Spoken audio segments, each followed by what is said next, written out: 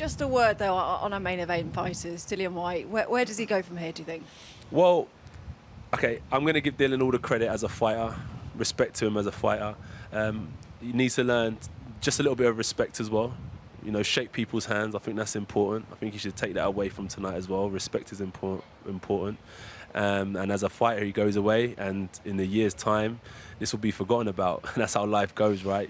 One mistake can't define a man. He's had a great career.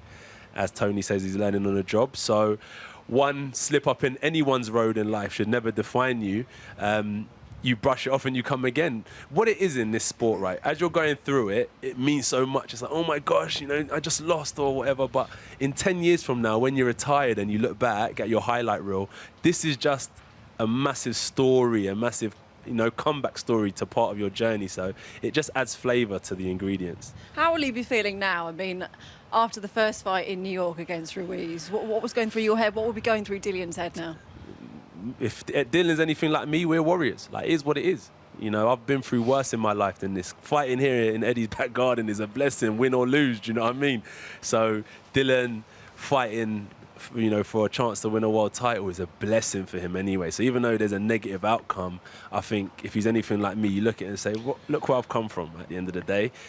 We brush off and we go again. And as I said, when you look back in 10 years with your feet up next to a fireplace watching your highlight reel, all this will then make more sense. At this time, you might be a bit hurt, but dust yourself off and go again, because you're just going to add to your legacy. You'll be in your castle by then.